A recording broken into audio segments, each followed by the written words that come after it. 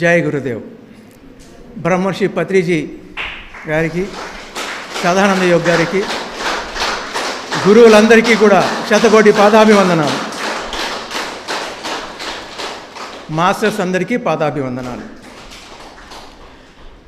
ధర్మం శరణం గచ్చామి నుండి మనం 15వ ధర్మం తెలుసుకోబోతున్నాం.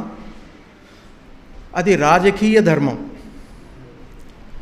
సో రాజకీయాలంటే అందరికీ తెలుసు, దానికి ఒక సబ్జెక్ట్ ఉంది, పొలిటికల్ సైన్స్ అంటారు వాటిని, లేదా రాజకీయ శాస్త్రం అని కూడా ఉంటుంది. పూర్వకాలంలో ఉంది, ఇప్పుడు ఉంది పొలిటికల్ సైన్స్ అనేది. చాలా తక్కువ మంది దాన్ని చదువుతారు. సో ఇక్కడ ఆ ధర్మం అంటే ఏంటి అనేది తెలుసుకోబోతున్నాం మనం. ఎందుకంటే ప్రతి చోట మన చుట్టూ రాజకీయం ఉంది, రాజకీయం ఉండాలి కూడా. అది ఎలా ఉండాలి అనేది చెప్తున్నాం ఇక్కడ. కుల మతాలకు అతీతమైనవి స్వేచ్ఛా రాజకీయాలు. ఇప్పుడున్న రాజకీయాలు కుల మతాలకు అనుగుణంగానే ఉంటాయి. అది కాదు అనేది స్వేచ్ఛా రాజకీయాలు అనేది ఎట్లా ఉండాలి. ప్రజల సంక్షేమానికి అవసరమైనవి స్వేచ్ఛా రాజకీయాలు. దేశాన్ని ప్రగతి పథంలో నడిపించడానికి చుక్కానులు స్వేచ్ఛా రాజకీయాలు. స్వార్థరహితంగా ప్రజలకు, దేశానికి ఉపయోగపడటమే స్వచ్ఛమైన రాజకీయ ధర్మం. సో రాజకీయాలన్నది ఇట్లా ఉండాలి. రాజకీయానికి ధర్మం ఉంది. అది ఎవరైతే పాటిస్తారో వారు ధర్మాత్ములు, చక్కటి నాయకులు, గొప్ప నాయకులు వాళ్ళు. సో రాజకీయం అంటే దేశాన్ని సమర్థవంతంగా, నిష్పాక్షికంగా అభివృద్ధి పథంలో నడిపించడానికి కావలసిన జ్ఞానాన్నే రాజకీయం అంటారు. సో ప్రధానికి కొంత జ్ఞానం కావాలి. రాజకీయాలు నడపాలన్నా జ్ఞానం కావాలి. ఒక కౌన్సిలర్ కావాలన్నా, ఒక ఎమ్మెల్యే కావాలన్నా, ఎమ్మెల్సీ కావాలన్నా, చీఫ్ మినిస్టర్ కావాలన్నా, ఎంపీ కావాలన్నా, ప్రైమ్ మినిస్టర్ కావాలన్నా, సో కొంత రాజకీయ పరిజ్ఞానం ఉండి తీరాలి. అది ముందు ఇంకా తెలుసుకుందాం మనం. ప్రజలను రంజింపచేసేవే రాజసోపానాలు. అవి రాజకీయాలు కాదు, రంజింపజేయాలి. రంజింపజేసేవి రాజసోపానాలు అంటారు. డ్రామాలు ఆడడం అనేది పనికిరాదు రాజకీయాలు. ప్రజలను భ్రమలలో ఉంచకుండా ప్రజలకు వాస్తవాలు చెప్పడమే రాజకీయాల లక్ష్యం, ద పర్పస్ ఆఫ్ రాజకీయం. ప్రజలకు స్వేచ్ఛను కలిగిస్తూ ఆదర్శప్రాయంగా ఉండటమే రాజకీయ లక్ష్యం. దానికి ఒక లక్ష్యం ఉంటుంది. ప్రజలకు మంచి చెడు చెప్తూ చక్కటి రాజ్యాన్ని అందించే బాధ్యతలే రాజకీయాలు. సో అక్కడికి ఆ రాజకీయం చేస్తే మనకు పదవులు వస్తే ఇంత గౌరవం వస్తుంది, ఇంత డబ్బులు వేసుకోవచ్చు, ఇది కాదు రాజకీయాలంటే అర్థం. మనకు స్వాతంత్రోద్యమంలో మన నాయకులు ఎంతో కష్టపడి స్వాతంత్రం తెచ్చిన తర్వాత ఒక్కొక్కరు ఆ నాయకులు చేసిన సేవ, రాజకీయం అంటే ఏంటి, రాజకీయ నాయకులు ఏంటి అని వారి చరిత్రలు తెలుసుకుంటే మనకు తెలుస్తుంది. అందుకే హిస్టరీ అనేది చాలా ఇంపార్టెంట్. నాయకులు అంత ఇంపార్టెంట్ మనకు. వాళ్ళు ఎలా జీవించేవాళ్ళు అనేది తెలుస్తుంది. లాల్ బహదూర్ శాస్త్రి ఆయన ప్రైమ్ మినిస్టర్గా ఉన్నప్పుడు, సో ఆయన ఎంత నిజాయితీగా కలవారంటే అంత నిజాయితీ ఆయన దగ్గర. వేరే ఊరికి వెళ్ళినప్పుడు ఒక రాత్రి, అప్పుడు లైట్లు ఉండేవి కాదు, మారుమూల గ్రామాలకు వెళ్ళినప్పుడు, సో కొవ్వొత్తి వెలిగించుకొని తన ఆఫీస్ పనులన్నీ చేసేవాడు. ఆఫీస్ పని అయిపోతేనే ఆ కొవ్వొత్తిని ఆపేసి మళ్ళీ ఇంకొక కొవ్వొత్తిని తీసి అంటించేవాడు. పక్కనున్న అసిస్టెంట్ అడిగాడు, ఎందుకు సార్ అదే కొవ్వొత్తి ఉంటే అయిపోయింది కదా, దాన్ని వాడుకోవచ్చు కదా అంటే, అది గవర్నమెంట్ ఇచ్చినది, గవర్నమెంట్ పని కోసమే నేను వాడాలి. ఇప్పుడు నేను చదువుతున్నది నా సొంతం కోసం, నా పుస్తకం చదువుకుంటున్నాను నేను.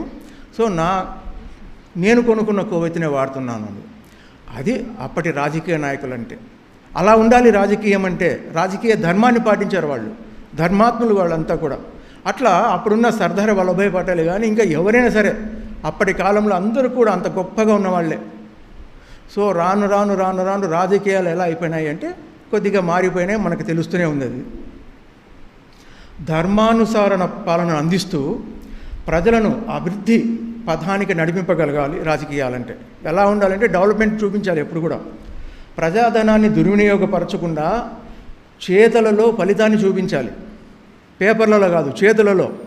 అవి రాజకీయాలంటే. లేనివాడికి ఉన్నవాడు తనంతట తానుగా ఇష్టాపూర్వకంగా సహాయం చేసేలా చేయడమే సరైన రాజకీయాల అసలు సిసలైన లక్ష్యం. ఒక నాయకుడు ఎవరికైనా ఏదైనా సహాయం చేశాడంటే తన కిందున్న వాళ్ళు కూడా అలాంటి గుణాన్ని ఏర్పరచుకోవాలని నాయకుడు ప్రత్యక్షంగా పరోక్షంగా అదంతా చూపించగలగాలి. లేనివాడికి ఉన్నవాడు ఎలా ఇవ్వాలి అని చెప్పేసి. సో అది రాజకీయాలంటే, అది అసలైన శిక్షణ రాజకీయ యొక్క లక్షణం. రాజకీయ నాయకుల వ్యక్తిగత గుణగణాలను బట్టే రాజ్యపాలన ఆధారపడి ఉంటుంది. రాజ్యపాలన అంటే రాజుల పాలన అనుకోవద్దండి, దీన్నంతా కూడా మనం రాజ్యపాలన అనాల్సింది. మనకు తెలుగు మర్చిపోయి అంటే రకరకాల ఆలోచన చేస్తుంటాము. పాలన లేదంటే నాయకులు, ప్రజాస్వామ్యము, ఇదంతా కూడా ముందు రాజులు ఉండేవాళ్ళు కాబట్టి రాజ్యపాలన అనేవాడు. ఇప్పుడు ప్రజాస్వామ్య పాలన, ప్రజాపాలన అనేది చెప్పుకోవచ్చు మనం. ఇప్పుడు యథా రాజా తథా ప్రజ ముందు ఉన్నది సూత్యజ్ఞం. సో యథా రాజా తథా ప్రజ అంటే రాజు ఎట్లా ఉంటే ప్రజలు ఎలా ఉండేవాళ్ళు, రాజులు ధర్మాత్ముడుగా ఉంటే ప్రజలు కూడా ధర్మాత్ములు అవుతారు. ఇప్పుడు తథా ప్రజ యథా రాజా, తథా ప్రజ యథా రాజా అంటే ఇప్పుడు ప్రజలు ఎట్లా ఉంటే రాజులు ఎట్లా ఉన్నారు. రాజులు అంటే మనం ఎన్నుకునే ప్రతినిధులు, నాయకులు. మనం ఇలాంటి వాళ్ళని ఎన్నుకుంటే మనకు అలాంటి ప్రతినిధులే వస్తారు. సో ఓటు హక్కు అనేది ఎంత ఇంపార్టెంటో మనకు రాజకీయాల్లో తెలుస్తోంది. వాడు గద్దెనెక్కినాక వాడు ఏం చేసినా 5 ఏళ్ళు మనం భరించాల్సిందే. ఎందుకు? మనం ఎన్నుకోబడిన వ్యక్తి కాబట్టి. మనం ఏ విధంగా ఎన్నుకున్నాము, మన ఆలోచనలు ఎట్లా ఉంటే, మన మనసు ఎట్లా ఉంటే, మన బుద్ధి ఎట్లా ఉంటే అలాగే ఎన్నుకున్నాం. అందువల్ల భరించాల్సింది కూడా మనమే. సో తప్పు ఎక్కడుంది? రాజకీయ నాయకులు మనం చూపించడానికి లేదు, మనలోనే చూపించుకోవాలి. సో వాడిని చూసింటాం కదా. మనకు ఎందుకు ఓటు హక్కు 18 సంవత్సరాలకు పెట్టారు అంటే 18 ఏళ్లలో నువ్వు వాడెవడు, ఎలాంటి వాడు, ఎట్లా ఉన్నాడు, తండ్రి ఏం చెప్తున్నాడు వాడి గురించి, ప్రజలు ఏం చెప్తున్నారు, పుస్తకాలు ఏం చెప్తున్నాయి, నువ్వు ఎన్నుకోబోయే వ్యక్తి ప్రతినిధి ఇట్లా వాడు అని నీవు తెలుసుకోవాలి. నువ్వు సంఘధర్మంలో ఒక భాగం అది. నువ్వు ఎన్నుకుంటున్నావు, ఒక వ్యక్తిని ఎన్నుకుంటున్నావు, నిన్ను పాలించడానికి ఎన్నుకుంటున్నావు అంటే అది నీ ధర్మం. నాకేం సంబంధం లేదు, 18 ఏళ్ళు వచ్చింది ఓటు ఎవరు కావాలంటే వాళ్ళకి వేస్తా, ఫ్యాషన్ అన్నది లేదు ఇక్కడ. వాడు 5 ఏళ్ళు నీ మీద కూర్చుంటాడు. ఎలా ఉండాలి అప్పుడు నీ ఆలోచన విధానం? లేకపోతే భరించాల్సింది మనమే. అందుకే పాలన చాలా జాగ్రత్తగా గమనిస్తుండాలి. నాకెందుకులే అనుకుంటుంటారు అందరూ, కానీ యువత కూడా పాలిటిక్స్లో విషయాన్ని తెలుసుకుంటుండాలి. నువ్వు దూరే పని లేదు, విషయం ఏంటో తెలుసుకుంటుండాలి. నా నియోజకవర్గ మంత్రి ఎట్లా ఉన్నాడు, నా కౌన్సిలర్ ఎట్లా ఉన్నాడు, ఏం చేస్తున్నాడు, సరిగ్గా పాలన చేస్తున్నాడా లేదా, నెక్స్ట్ టైం నేను ఏం చేయాలి, లేదంటే ఎలా నిలదీయాలి, ఎలా కంప్లైంట్ చేయాలి, ఇవన్నీ మనం తెలుసుకోవాలి. అదంతా రాజకీయాలే. రాజకీయాలంటే నిలబడేవాడే రాజకీయాలు చేయడం కాదు. రాజకీయంలో మనం అంతా కూడా భాగస్వాములమే. ఆ విషయం తెలియకుండా ఏదో 5 ఏళ్ళకు వాడు ఏదో వచ్చి అడిగితే ఓ పేపర్ ఇచ్చి నాకు ఓటు ఏంటంటే మంచిదండి, మీది ఏ కులం అంటే నాది రెడ్డి కులము, కమ్మ కులము, ఆ కులము, ఈ కులము, రకరకాల కులాల పేర్లు చెప్తే మేము కూడా అదేలేండి, దొందే, నీతి తినాలి, నాది తినాలి అని చెప్పి వేసేస్తూ ఉంటాం. అది తప్పు. కులాల ప్రసక్తి లేదు, మతాల ప్రసక్తి లేదు, వ్యక్తి ఇంపార్టెన్స్ అక్కడ. వాడు ఎలాంటి వాడు అన్నది ఇంపార్టెంట్. అది సరైన రాజకీయం. అలా వేసినప్పుడే నువ్వు రాజకీయ ధర్మాన్ని ఫాలో అవుతున్నట్టు. ఆ రాజకీయ ధర్మమే నిన్ను రక్షిస్తుంది. ధర్మో రక్షతి రక్షిత, అధర్మో రక్షతి భక్షిత. సో మనం భక్షింపబడుతున్నాము, మనం ఇబ్బంది పడుతున్నాము అంటే మనం అధర్మంగా ఓటేసాము. విచక్షణ ఉంచి వేయాలి. సో అది ఇంపార్టెంట్ మనకి ఇక్కడంతా కూడా. అదంతా కూడా రాజకీయ ధర్మమే. అప్పట్లో ప్రజల మనోభావాలకు అనుగుణంగా రాజులు ఉండేవాళ్ళు, దాని తగ్గట్టుగా వాళ్ళు పాలన చేసేవాళ్ళు. ఇప్పటికీ కొన్ని దేశాల్లో రాచరికాలు ఉన్నాయి, వాళ్ళు ఫాలో అవుతారు, రాజుగా వాళ్ళని పెట్టుకుంటారు.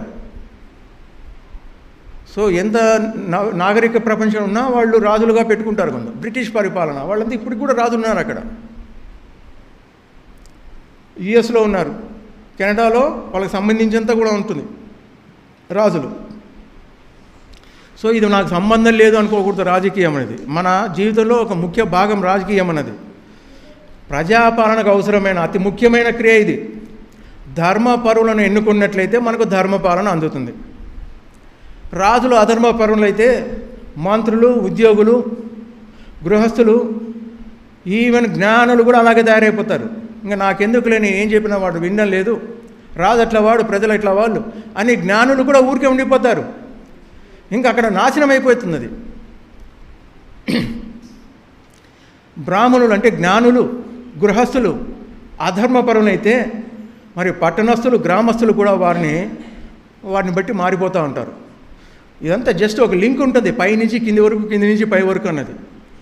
ఒకరు ఎట్లా చేస్తే దాని తగ్గ పరిణామాలు ఎలా ఉంటాయి కింది వాళ్ళకు అనేది మనకు బాగా అర్థమవుతూ ఉంటుంది. రాజులగిన ధర్మపరులైతే అందరూ కూడా అలాగే ఉంటారు. లేదంటే వాడు అధర్మానికి శిక్షణ చేస్తాడు, శిక్షలు వేస్తాడు. కాబట్టి ఇప్పుడు ఆలమందలు పోతుంటాయి, ఆవులు పోతుంటాయి, దాంట్లో ఆంబోతిగిన బెదిరిపోతే మిగిలివన్నీ బెదిరిపోతాయి. అదే ఆంబోతు చాలా నిశ్చలంగా అలాగే పోతున్నాయనుకో, మిగిలినవి కూడా అలాగే పోతుంటాయి. మనుషుల్లో కూడా మన నాయకులు, ప్రధానమంత్రులు కావచ్చు, ముఖ్యమంత్రులు కావచ్చు, మంత్రులు కావచ్చు, ఎంపీలు కావచ్చు, ఎలా ఉంటే మిగిలిన వారు కూడా అలాగే ఉంటారు. రాజులు మంచివారైతే ప్రజలు సుఖిస్తారు. ఇది చాలా ఇంపార్టెంట్. అందుకే ఈ రాజకీయ ధర్మం అన్నది చాలా చాలా ఇంపార్టెంట్. మనకేం సంబంధం అని అనుకో ఉండొచ్చు చాలామంది, రాజకీయ ధర్మం కదా మనం ఏం తెలుసుకోవాలి దాని నుంచి, మనకి ఏం అవసరం అంటే అసలు సిసలైందంతా కూడా ఇక్కడే వస్తుంది మనకు, రాజకీయంలోనే. ఆయన స్వామి దయానంద సరస్వతి నిర్మోహమాటంగా చెప్తున్నాడు అది. ధర్మో విద్యుస్వధర్మేణ సభాం యత్రో ప్రతిష్టతే శల్యం చాస్య న కృతంతి విద్ధాస్తత్ర సభాసదః. అంటే ఏ సభలో అధర్మం ద్వారా ధర్మం పీడింపబడుతుందో, ఏ సభ వారు ఎముక వంటి అధర్మాన్ని ఛేదింపరో, ఏ సభలో ధర్మానికి గౌరవం అధర్మానికి దండన కలగదో, అందులోని సభాసదులు అంటే అందులోని సభలో ఉన్న వారందరూ కూడా చనిపోయిన వారు అని అనబడతారంట. కౌరవ సభ ద్రౌపదిని మానభంగం వివస్త్రను చేసినప్పుడు భీష్ముడు, ద్రోణాచార్యుడు అందరూ కూడా ఇది తప్పు అని, ఇది అధర్మం అని ఖండించలేదు. లాస్ట్కి ఏమైపోయినారు? మరణించబడ్డారు, ఖండించబడ్డారు. ఎక్కడైనా సరే తప్పు తప్పునుగా చెప్పాలి, మంచిని మంచిగా చెప్పాలి, ఏ సభ అయినా సరే. సో అక్కడ మా వాడున్నాడు, ఇప్పుడు నేను సపోర్ట్ చేయకపోతే ఎట్లా, రేపొద్దు నా పనులు జరగవు కదా, ఇలాంటి ఆలోచనలతోనే రాజకీయ ధర్మం నాశనం అవుతూ ఉంది. ఎవడైనా సరే మనవాడా వాళ్ళవాడా కాదు, ఒక ప్రతినిధి నిలబడుతున్నాడు అంటే వాడు ధర్మం వైపు ఉన్నాడా అధర్మం వైపు ఉన్నాడా? ధర్మం వైపు ఉంటే వాడికి ఓటు వేయడం మన ధర్మం, రాజకీయ ధర్మం అది. సో ఎప్పుడైతే ఇలాంటి ఆలోచనలు మనలో కలుగుతాయో మనం ఎన్నుకునే నాయకులు కూడా ధర్మపరులే వస్తారు. స్వాతంత్రం వచ్చేసింది. ఆ వచ్చిన రోజు గాంధీజీ ఢిల్లీలో లేడు, మత కలహాలు స్టార్ట్ అయినాయి. సో అప్పుడు ఆయన కలకత్తాలో హరిజనవాడలో ఉన్నాడు ఆయన గాంధీజీ. సో ఆ రోజు సాయంకాలం పశ్చిమ బెంగాల్ ముఖ్యమంత్రి అప్పట్లో డాక్టర్ బీసీ రాయ్ అని ఉండేవారు. సో అప్పుడు గాంధీజీ దగ్గరికి వచ్చారు. గాంధీజీ, మీరు కన్న కలలు ఫలించాయి కదా, నేడు మనకు స్వరాజ్యం లభించింది, ఈ శుభ సందర్భంలో మీరు మాకిచ్చే సందేశం ఏంటి, మేము ప్రజలను ఎలా పాలించాలి అని అడిగాడు. సో అడిగే విధానం చూడండి ఎట్లా ఉందో. ఎందుకంటే గాంధీజీ ఏ అధికారం కావాలని కోరుకోలేదు ఆయన.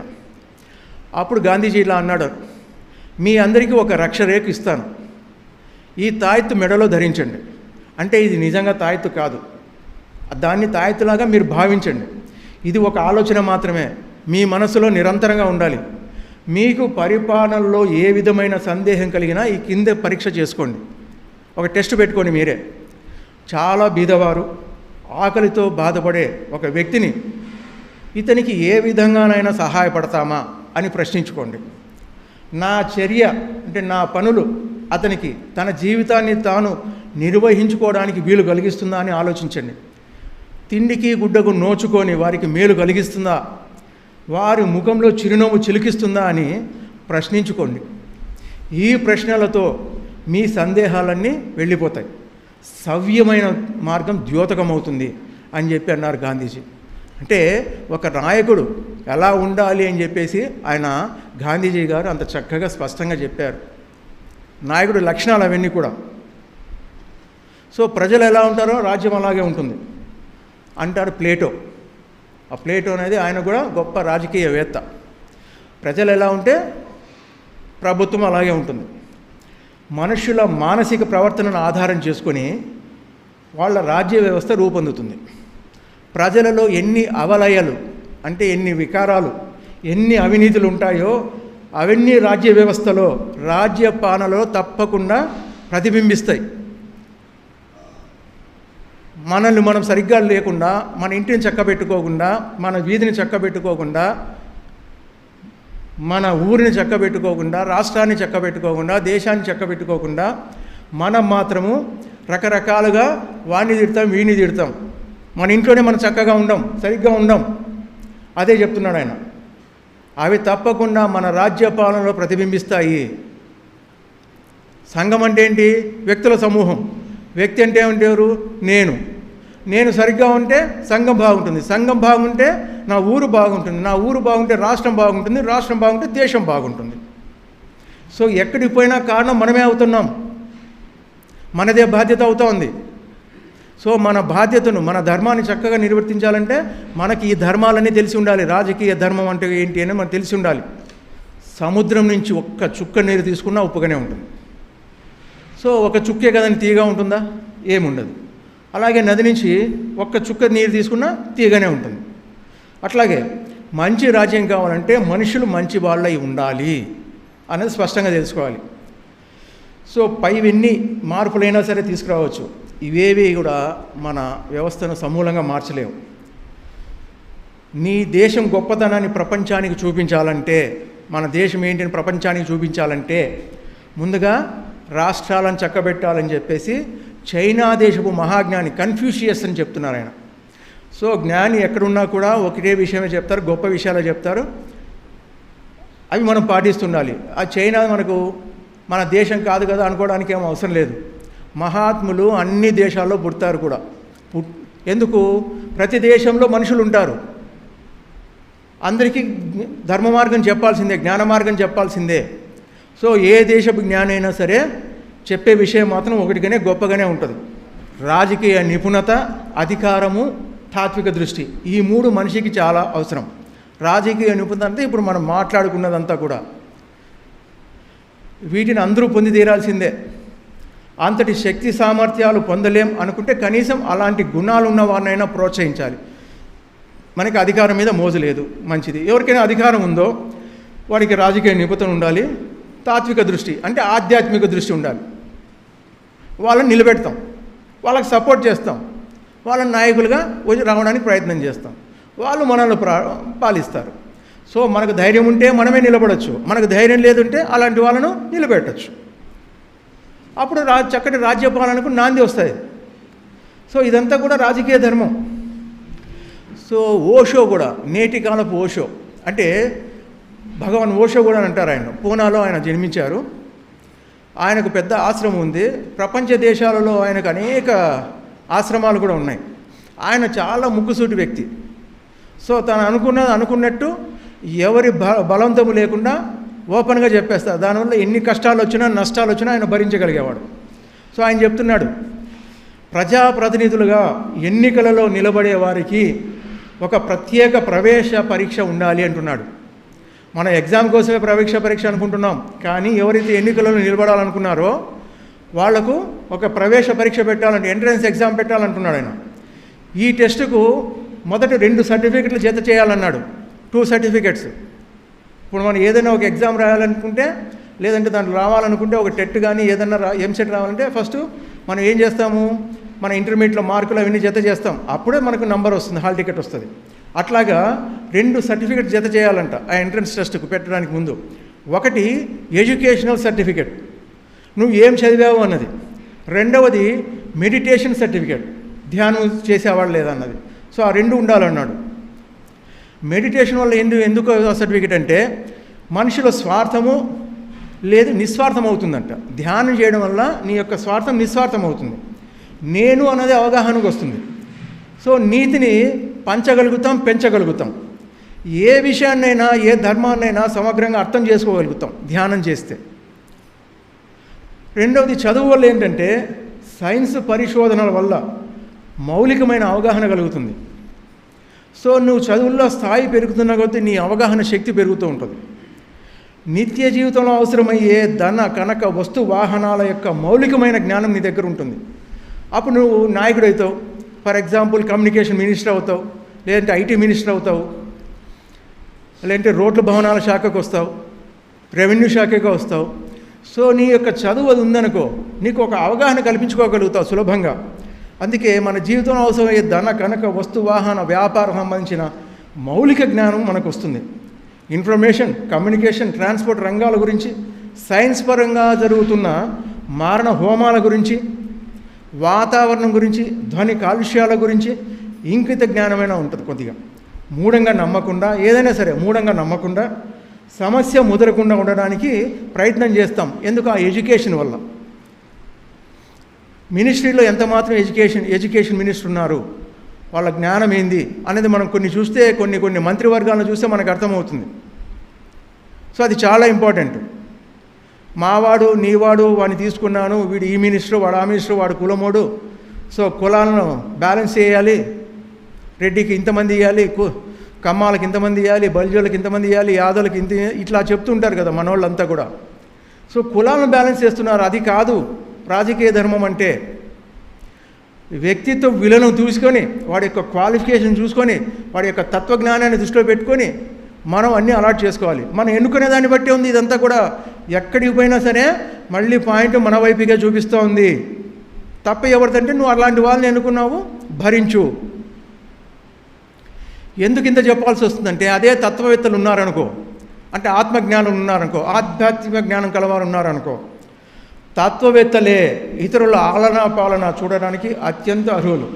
ప్రశాంతమైన రాజ్య పాలన కావాలంటే పాలనలో అనాసక్తత ఉన్న వాళ్ళే రాజులు కావాలని సోక్రటీస్ మహాశయుడు చెప్పాడు. అనాసక్తత ఉండాలి, ఆసక్తత కాదు. సో నేను ప్రజలకు సేవ చేయాలి అన్నది ఉండాలి. ఇక్కడ నేను మంత్రినైతే, ఇదైతే, అదైతే, నేను ఇంత సంపాదించుకోవచ్చు కదా, నాకు ఇంత గౌరవం ఇస్తారు కదా అన్నది ఆసక్తత. ఇక్కడ అధికారం నాకు ఇవ్వబడిందంటే నేను ప్రజలను పాలించడానికి వచ్చాను, ప్రజలకు సేవ చేయడానికి వచ్చాను, ఐఎమ్ సర్వెంట్ ఆఫ్ ప్రజలు, పీపుల్. సో అన్నది దృష్టిలో పెట్టుకున్న వాడికి, అందుకే అనాసక్తత ఉన్నవాడికే వాడికి అధికారం ఇవ్వాలి అంటాడు సోక్రటీసు. మహాశయుడైన మహాజ్ఞానవేత్త, తత్వవేత్త, ప్రపంచంలోకెల్లా చెప్పుకోదగ్గ సోక్రటీస్ అయిన మహాజ్ఞానవేత్త. శాశ్వత విలువలపైన మాత్రమే దృష్టి ఉన్న తత్వవేత్తలు పాలకులు అయినట్లయితే వాళ్ళు మారుతూ ఉన్న ప్రపంచాన్ని కూడా నిర్లక్ష్యం చేయకుండా రాజ్యాన్ని, ప్రజలను కాపాడుకుంటూ వస్తారు. సో వాళ్ళ దృష్టి అంతా కూడా, వాళ్ళ లక్ష్యం అంతా కూడా ప్రజాసేవే. మంచి జ్ఞాపక శక్తి, ప్రతిదీ తెలుసుకోవాలన్న హృదయ లాలిత్యం, దూరదృష్టి, చురుకైన మానసిక ప్రవృత్తి, సత్యం, న్యాయం, ధర్మం, క్రమశిక్షణ, స్నేహశీలత అన్న సుగుణాల రాశులు తత్వవేత్తలు. రాజకీయం, అధికారం యావత్తు కూడా ఒకరు లేక ఎక్కువ నిజమైన తత్వవేత్తల ఆధీనంలోనే ఉండాలి. వాళ్లకు ప్రాపంచికమైన మర్యాదలు, మన్ననలు ముఖ్యమైనవి కానే కావు. సరైన విధంగా పనిచేయడం ఒకటే వాళ్లకు ప్రామాణికమైన కార్యకలాపం. అటువంటి వాళ్లే తాము పాలిస్తున్న రాజ్యాన్ని చక్కగా ముందుకు నడిపించి ప్రజలకు అవసరమైన ప్రగతిని సాధించగలుగుతారు.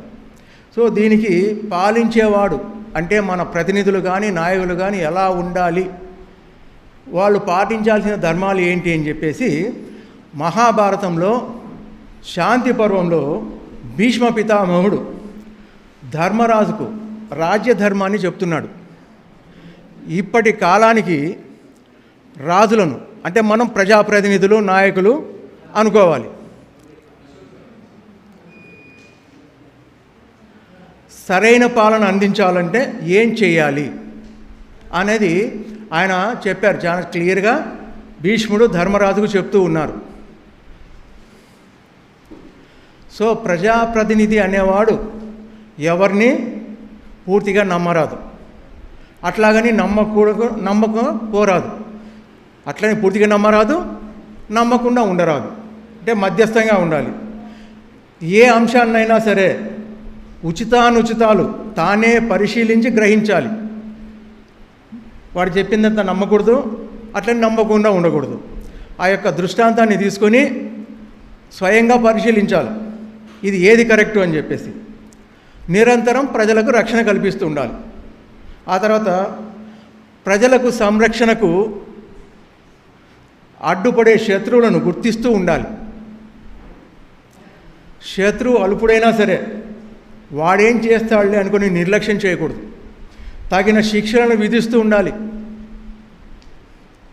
ప్రజాప్రతినిధులు కామక్రోధాలను విడిచి సంఘంలో ఉన్న ప్రజలందరినీ చట్ట ప్రకారం సమంగా కాపాడుతూ ఉండాలి, ప్రజాపాలన చేస్తూ ఉండాలి. ప్రజాప్రతినిధులు నా శరీరమే ముఖ్యం అంటే నేనే ముఖ్యం అనుకోకుండా ప్రజారక్షణ నా కర్తవ్యం అనే స్థిర సంకల్పంతో ఉండాలి. సో అప్పుడు సమస్త ధర్మ నిర్వహణ చాలా సులభంగా అన్ని ప్రయోజనాలతో చేయగలుగుతాడు. నేను అనుకోకుండా మనము అనుకోగలిగితే చక్కగా ధర్మపాలన చేస్తాడు. పాలన సరిగ్గా లేకపోతే ప్రజల్లో దుర్మార్గ ప్రవర్తన ఎక్కువైపోయి ఎంతటి నీచానికైనా తెగిస్తాడు. మనం సమాజంలో చూస్తూ ఉన్నాం. పెద్ద చేపలు చిన్న చేపలు మిగినట్టుగా బలవంతులు బలహీనులను హింసిస్తారు. వ్యవసాయము, వాణిజ్యము, వ్యాపారము, మరి అనేక జీవనోపాధి మార్గాలు ధ్వంసమైపోతాయి. ప్రజలు ప్రజాప్రతినిధులను గౌరవిస్తూ ఉండాలి. పాలకుడు ప్రజలను తండ్రిగా కాపాడాలి. సో మనం ఎన్నుకునే వాళ్ళు మన తండ్రిలాగా ఉండాలి.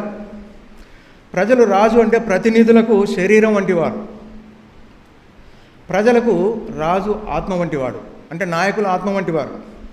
అందుచేత ప్రతినిధులు ప్రజలను సంరక్షించుకున్నటలోనూ ప్రజలు ప్రతినిధులను గౌరవించటంలోనూ తమ విద్యుక్త ధర్మాలను నిర్వర్తిస్తూ ఉండాల్సిందే.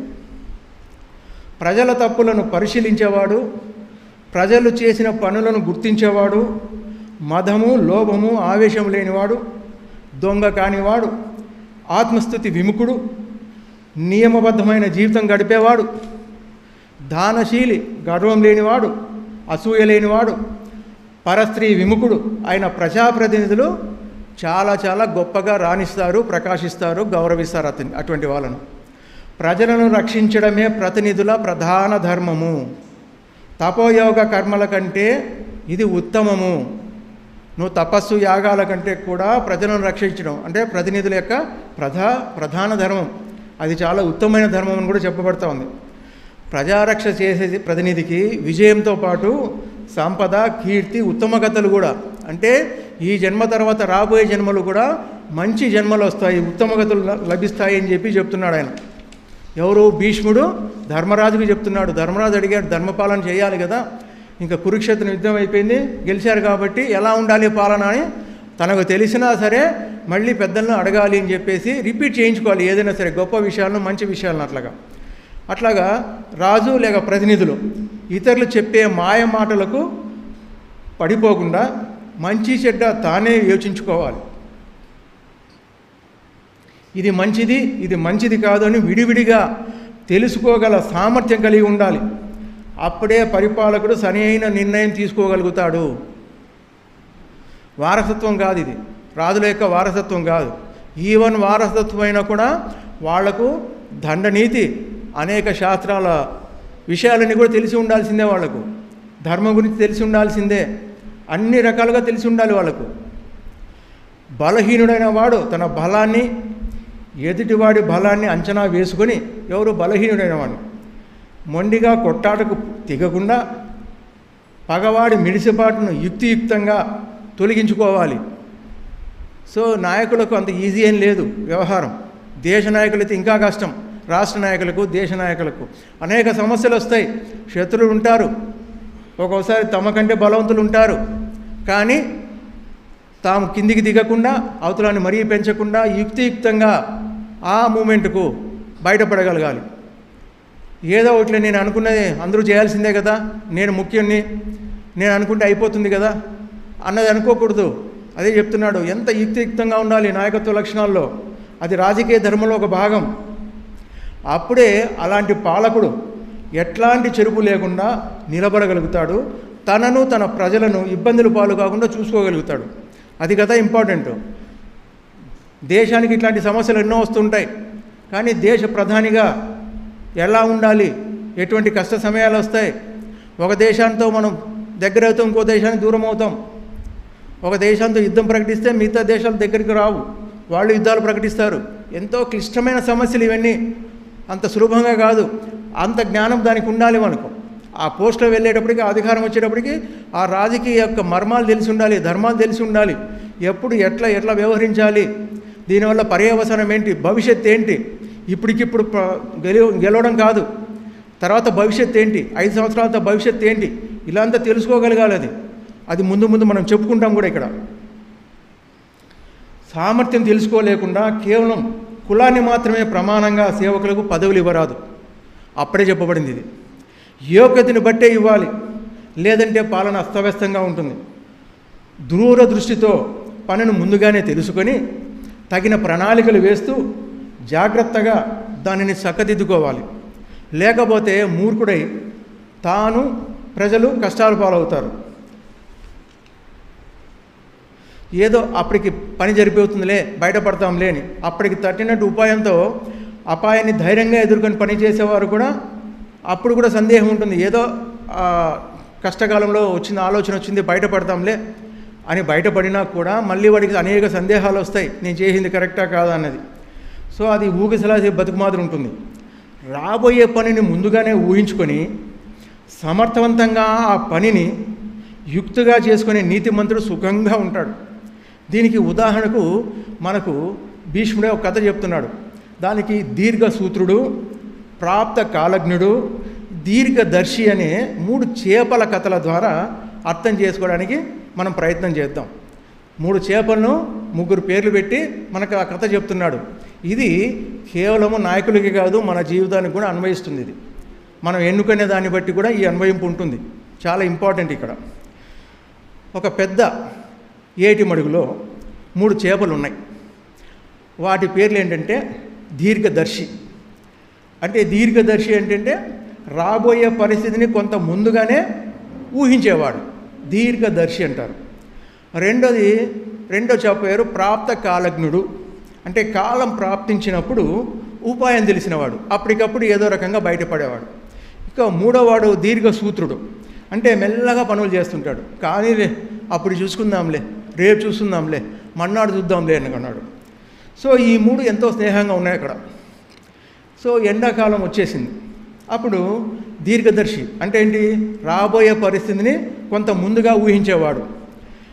అప్పుడు ఆయన 2 చేపలకు చెప్తున్నాడు, ఇక రాబోయేది ఎండాకాలము, మనం ఉండే ఈ మడుగు ఎండిపోతూ ఉంది, నీళ్ళు ఇంకిపోతే మరో చోటికి మనం వెళ్ళలేము, నీళ్లు పారుతున్నప్పుడే మనం దాంతోపాటు వెళ్ళిపోవాలి. సో తొందరగా నీళ్ళు ఇంకిపోతాయి కాబట్టి ఇట్లాంటి సమయంలోనే మనం బాగా నిండుగా ఉండే చెరువులోకి వెళ్ళిపోదాము, మనం సేఫ్గా ఉంటాము అని చెప్పింది. సో అప్పుడు నెక్స్ట్ ప్రాప్త కాలజ్ఞుడు. ఏది సంప్రాప్తిస్తే దాని తీరుని తెలుసుకోవాలి, అంతే కదా. ఏమాత్రం పాటు లేకుండా అప్పటికప్పుడు ఏదో దాని తగ్గట్టుగా ఉపాయం ఆలోచించి బయటపడదాంలే అని అంటాడు. అంటే తాత్కాలిక ప్రమాదం నుంచి బయటపడ్డాం అన్నది. అట్లా అని ఆ పనిని సాధించుకుందాంలే అని అంటాడు. ఇక వెంటనే దీర్ఘసూత్రుడు ఏమంటాడంటే, అంటే మెల్లగా పనులు చేసేవాడు, పోస్ట్పోన్మెంట్ చేసేవాడు. ఇట్లా తొందరపడడానికి ఈ చెరువు ఏమన్నా ఎండిపోయిందా, ఇప్పుడు ఏమన్నా ఇంత పెద్దగా ఉంది, సముద్రంలాగా కనపడుతుంది, అది ఉండేది చెరువులో ఒక మడుగులో ఉంది, సముద్రంతో పోల్చుకుంటా ఉంది. అది సముద్రం అనేది దాని జన్మలో చూడలేదు అది అని పోల్చుకుంటా ఉంది. అలాగా మనం కూడా ఈ 3 ఏదో దాంట్లో ఉన్నాం, మనం చూసుకోవాలి. సముద్రంలా ఉంది, పనికిమాలిన అతి ఆలోచనలను కట్టిపెట్టండి, అవసరాన్ని బట్టి అప్పుడు చూసుకుందాం అంటున్నది. సో ఈ 3 రకాలుగా అప్పుడు ఇంకా వెంటనే దీర్ఘదర్శి ఏం చేసిందంటే, ఇంక ఈ చెరువులో ఉండడం మంచిది కాదనుకొని నీటి జాలు వెంట అది వెళ్ళి వేరే పెద్ద నదిలోకి వెళ్ళిపోయింది. అది ఇంకా అక్కడ సంతోషంగా వెళ్ళిపోయింది. అది ఇక మిగతా 2 ఆ చెరువులోనే ఉండిపోయినాయి. కొంతకాలానికి అవి భయపడినట్టుగానే చెరువులో నీళ్లు పారడం ఆగిపోయింది. ఎండాకాలంలో నీళ్లు ఇంకిపోతున్నాయి. వల వేసి జాలర్లు వచ్చారు, వల వేసి పట్టేవాళ్ళు వచ్చారు. సో దీనికి ఒక లక్షణం ఉంది కదా, ఏది ప్రాప్త కాలజ్ఞుడికి ఏదో ఒక ఉపాయం, ఆ మూమెంట్లో ఒక ఉపాయంతో అది వల వేస్తానే వలలో పడకుండా తన దవడ ద్వారా ఆ వలను బయట నుంచి పట్టుకొని వాడు ఆ బురద నీటిలోంచి దాన్ని తీసినప్పుడు మంచినీళ్ళలో ఎదిలిస్తాడు కదా, ఆ మంచినీళ్ళలో ఎదిలిచినప్పుడు దాంట్లో వెళ్ళిపోయింది. సో అది ఆ మూమెంట్కు తాత్కాలికంగా దాని నుంచి బయటపడిపోయింది, మంచిదైంది. ఇక ఈ ప్రాప్త కాలజ్ఞుడు అంటే ఏంటి, దీర్ఘసూత్రుడు ఏం చేశాడు అంటే వల్లో పడిపోయాడు. వల్లో పడిపోయి వాడి చేతిలో చిక్కిపోయాడు. సో దీనివల్ల మనం ఏం నేర్చుకుంటున్నాం అన్నది నీతి చాలా ఇంపార్టెంట్. అంటే రాజకీయ ధర్మంలో మన జీవితంలో కూడా మనం ఎన్నుకునే వాళ్ళు కూడా ఎలాంటి వాళ్ళు ఉండాలి, వాళ్ళకు దీర్ఘదర్శి ఉందా లేదా, వాడు తాత్కాలికంగా మనల్ని ఏదైనా మోసం చేసి బుజ్జగించి ఇప్పుడు ఈ పరిపాలన అయిపోయిందిలే మళ్ళీ వచ్చినప్పుడు మళ్ళా చూసుకుందాం అంటున్నాడా, అసలు వాడికి ఈ రెండు లేకుండా దేని గురించి ఆలోచన లేకుండా వాడు ఊరికే అధికారంలో ఉన్నాడా అన్నది మనం మూడు కూడా చూసుకోవాలి, గమనించాలి. ఇది మన జీవితంలో కూడా అన్వయింపజేసుకోవాలి, మన లైఫ్లో కూడా ఉండాలి ఇదంతా కూడా. సో దూరదృష్టితో పనిని ముందుగా తెలుసుకోవాలి. అట్లా ముందుగా పనిని చక్కదిద్దుకోలేని మూర్ఖుడు దీర్ఘసూత్రుడని చేప వల్ల ఇబ్బందులు కలుగుతాయి, ఆ ఇబ్బందులు కలుగుతాడు. అప్పటికి తట్టినట్టు ఉపాయంతో ధైర్యంగా పనిచేసేవాడు ప్రాప్త జ్ఞానజ్ఞుల వల్లే సందేహంతోనే ఎప్పుడు బతుకుతూ ఉంటాడు. మళ్ళీ రేపు ఏమవుతుందో, మళ్ళాడు ఏమవుతుందో, అప్పుడే పోయింటే బాగుండేమో, ఇలా రాబోయే పనిని ముందుగా ఊహించుకొని సమర్థంగా ఆ పనిని యుక్తిగా చేసుకునే నీతిమంతుడు దీర్ఘదృష్టి అనే చేప వల్ల సుఖంగా ఉంటాడు. అందుకే ప్రజాప్రతినిధులు, నాయకులు తమ చుట్టూ ఎలాంటి వారు ఉండాలి, ఎలాంటి వారు ఉండకూడదో తెలియజెప్పారు. దీంట్లో తమ చుట్టూ ఓర్పు కలవారు, ధర్మం తెలిసిన వారు, సత్యవంతులు, నీతిమంతులు, చపల చిత్తం లేనివారు, పొగరు కానీ పేరాశ కానీ లేనివారు, మాటకారితనం, పనులలో శ్రద్ధ కలవారు మన చుట్టూ ఉండాలంట. నాయకుల చుట్టూ ఉండకూడని వారు. సో ఎవరైనా ఒక నాయకుని చుట్టూ వీళ్ళంతా ఉన్నారు అంటే ఆ నాయకుడి యొక్క వీళ్ళ ప్రభావం నాయకుని మీద ఎక్కువ ఉందని మనకు అర్థమవుతూ ఉంటుంది. ఉండకూడని వారు క్రూరులు, పేరాశపరులు, మూర్ఖులు, చాడీలు చెప్పేవారు, మందకుడులు, చేసిన మేలు మర్చిపోయే కృతజ్ఞులు, తెలివి మాలిన వారు, అబద్ధాలు ఆడేవారు, నిందపడేవారు, పిరికివారు, తెగింపు లేనివారు, నీతి మాలిన వారు, చెడు అలవాట్లు కలిగిన వారు తమ చుట్టూ ఉంచుకోకూడదు. విదురుడు కూడా చెప్తున్నాడు, విదుర నీతి. విదురుడు అంటే ధృతరాష్ట్రుడు, పాండురాజు, విదురుడు, వీళ్ళు ముగ్గురు అన్నదమ్ములు. అతను అంటే నాయకుడు అందరి శ్రేయస్సును కోరుకోవాలి, మరియు ఏ సమూహానికి దుఃఖం కలిగించాలని ఎప్పుడూ మనసులో పెట్టుకోకూడదు. ఆ ప్రజలందరూ అతనికి సమానమే, అంతే. వీళ్ళు నా వాళ్ళు నీ వాళ్ళు అనేది ఉండకూడదని చెప్తున్నాడు. కష్టాల్లో ఉన్నవారి పట్ల శ్రద్ధ వహించాలి. తనపై ఆధారపడిన వారి నిరంతర బాధలను, ఆ బాధ చిన్నదైనా కూడా విస్మరించకుండా ఉండాలి. అన్ని జీవుల పట్ల కరుణ చూపించాలి. వ్యవసాయము మరి ఆర్థిక కార్యకలాపాల అభివృద్ధిని ఎవరు అడ్డుపడకుండా చూసుకోవాలి. చేసే వాళ్ళకంటే అడ్డుపడే వాళ్ళు ఎక్కువ ఉంటారు. సో అదంతా చూసుకుంటుండాలి. భద్రత విషయంలో చాలా అప్రమత్తంగా ఉండాలి అని కూడా విదురుడు చెప్తున్నాడు. ఇంకా చాలా చెప్పాడు, కానీ కొన్ని మాత్రం మనం చెప్పుకున్నాం ఇక్కడ. అట్లాగే చాణక్యుడు కూడా చెప్పాడు, జీవితం అనే నాటకంలో మీ ప్రదర్శన అంటే నాయకుల ప్రదర్శన ఎలా ఉండాలంటే, నాటకం అయిపోయిన తర్వాత అయిపోయినా సరే చప్పట్లు మ్రోగుతూనే ఉండాలంట. అలా ఉండాలంట జీవితం. పుష్పాల్లోని సుగంధం గాలి వీచే దిక్కున మాత్రమే వస్తుంది. పుష్పాల్లోని ఆ వాసన అంతా కూడా ఏ పక్క అయితే గాలి వీస్తుందో అక్కడే వస్తూ ఉంటుంది. కానీ మనిషి యొక్క మంచితనం 4 దిక్కుల్లో విస్తరిస్తుంది అని కూడా చెప్తున్నాడు చాణక్యుడు. అంటే ఎలాంటి నాయకులు ఉండాలి, ఎలాంటి రాజకీయ ధర్మం మనం చేయాలి అన్నది చెప్తూ ఉన్నారు అక్కడంతా వాళ్ళు. చాణక్యుడు చెప్పాడు, విదురుడు చెప్పాడు, భీష్ముడు చెప్పాడు. సో వీళ్ళంతా గొప్ప గొప్ప వాళ్ళు ఎన్నో గొప్ప విషయాలు అనుభవించి చెప్పారు. కాబట్టి రాజకీయం అంటే ఏంటి, దాని ధర్మం ఏంటి, మన నాయకులు ఎలాంటి ధర్మాన్ని పాటించాలని క్లియర్గా చెప్పబడింది. సో ఇక్కడ అందరూ ఖచ్చితంగా చేయాల్సిన పని ఏంటంటే, ఎవరైనా సరే రాజకీయ నాయకులు కానీ అందరూ కూడా అందరితో ధ్యానం చేయించాలి.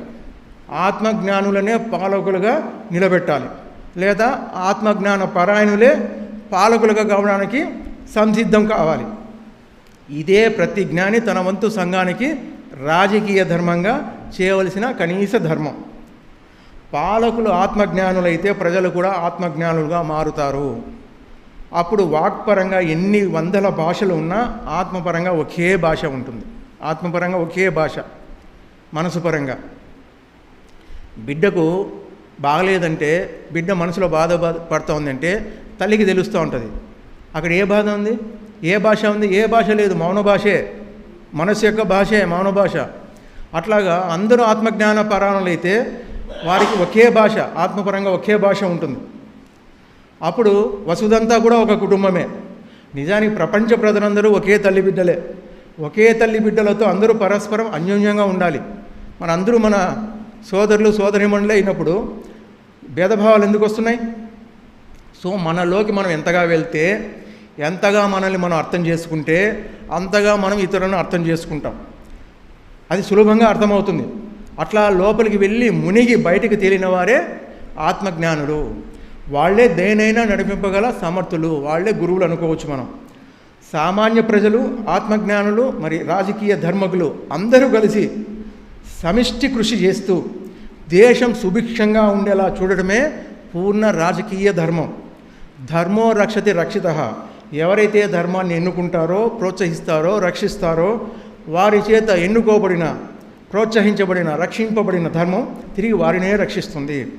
అధర్మో భక్షతి రక్షితః. ఎవరైతే అధర్మాన్ని ఎన్నుకుంటారో, ప్రోత్సహిస్తారో, రక్షిస్తారో వారి చేత రక్షింపబడిన, ప్రోత్సహింపబడిన, ఎన్నుకోబడిన అధర్మం తిరిగి వారినే భక్షిస్తుంది.